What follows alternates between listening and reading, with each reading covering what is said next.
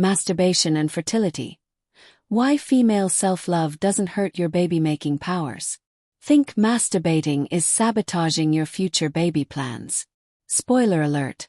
Your fertility doesn't care how often you Netflix and chill. Solo.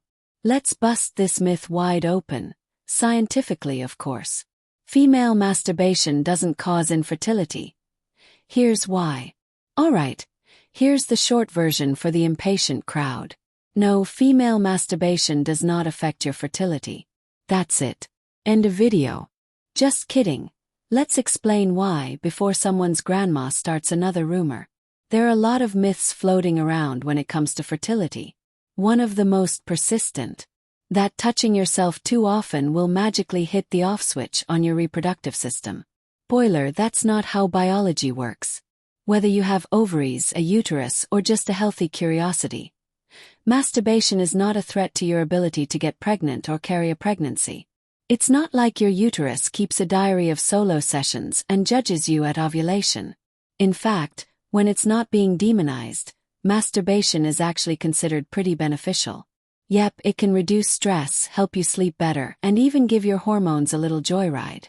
Let's talk hormones. What really happens when you masturbate? When you masturbate, your body does a little hormone happy dance. Here's what joins the party. Dopamine. The heck yes. Chemical that makes you feel like you just won the lottery. Endorphins. Nature's built-in stress relief. Think a free spa day in your brain. Oxytocin, aka the love hormone. It's like your body's way of giving you a post-orgasm cuddle. Testosterone. Boosts arousal and keeps things spicy. Prolactin. It plays with mood, sleep, and even helps chill out your immune system. But here's the kicker. These hormonal boosts are temporary. They're more of a thanks for coming party than a permanent chemical renovation. And no, not one of these hormones has the ability to block fertility. There's no masturbation quota that, once exceeded, turns off your baby-making switch. Ovulation and orgasms. Are they even talking to each other? Let's get one thing straight. Masturbation doesn't mess with ovulation. Full stop. Ovulation is like your body's monthly egg drop event. An egg struts out of the ovary and hangs out in the fallopian tube, hoping for a romantic encounter with some sperm. If it gets lucky, pregnancy may happen. If not, the egg makes a graceful exit via your period. Now, in people with penises, an orgasm typically means ejaculation, and that's where sperm makes its dramatic entrance. But if you have a uterus and ovaries, orgasming doesn't involve launching your eggs into orbit. In fact, you could be having the most mind-blowing orgasm of your life and your egg is still sitting there, unimpressed, checking its watch. So, does masturbation change when you ovulate? No. Your ovaries don't sync up with your solo sessions. Whether or not you climax has zero effect on when or if you ovulate. No need to worry about accidentally skipping ovulation, because you had a fun night with yourself. Masturbation and menstruation. What's the connection? Here's where things get a little more mysterious. Some people swear that masturbating can kickstart their period, but only if Aunt Flo was already packing her bags. There's no solid research on this, but it might be due to uterine contractions during orgasm giving things a little nudge. So no, your vibrator isn't a magical period summoner. But if you're already close to bleeding, it might just move the process along. What's really cool? Masturbation can actually help with the worst part of periods. Cramps. Thanks to endorphins, your body's built-in mood boosters and painkillers, a little solo action can ease muscle tension, reduce menstrual pain, and make you feel like a goddess instead of a gremlin. Bonus. Many people feel naturally hornier around their period. So if you're feeling the urge, go for it. Your uterus isn't judging and your mood will thank you. Fertilization. The real power couple, and why masturbation isn't involved. Let's break it down like a biology class taught by your sarcastic older cousin. Fertilization happens when a sperm cell manages to find, charm, and successfully penetrate an egg cell. This magical meeting doesn't go down in the uterus like many assume. It actually happens in the fallopian tube. Romantic, right? Now, for fertilization to occur, Two things need to be in the same place at the same time. A ready-to-go egg, thanks ovulation. A determined sperm cell, thanks ejaculation. And here's where masturbation just doesn't have a role. If you're flying solo, there's no sperm involved. And certainly no surprise fertilization unless science fiction becomes reality. So, can female masturbation affect conception? No. It doesn't touch your egg cells, it doesn't summon sperm from thin air, and it doesn't alter the timing or conditions for fertilization. Implantation, when the egg puts down roots. Now let's say an egg does get fertilized. Time for its big move. A few days later, between 6 and 12 days after ovulation, the fertilized egg travels to the uterus and tries to settle in by attaching to the uterine lining. That's called implantation, and it's the true "we're pregnant" moment. But sometimes, implantation doesn't go as planned. The egg might try to settle in the wrong neighborhood, aka the fallopian tube, leading to an ectopic pregnancy. Or it might arrive at the uterus, look around and decide, nah, passing right through and exiting the body without implanting at all. So, where does masturbation fit into all this? Nowhere.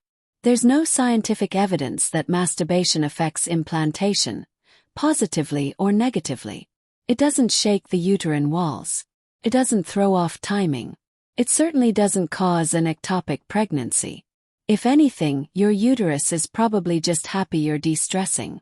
Oh, what does all this mean for your overall fertility? Let's wrap this myth up in a neat little, non-judgy bow. Masturbation doesn't affect your fertility. Oh, it's not the culprit behind conception struggles.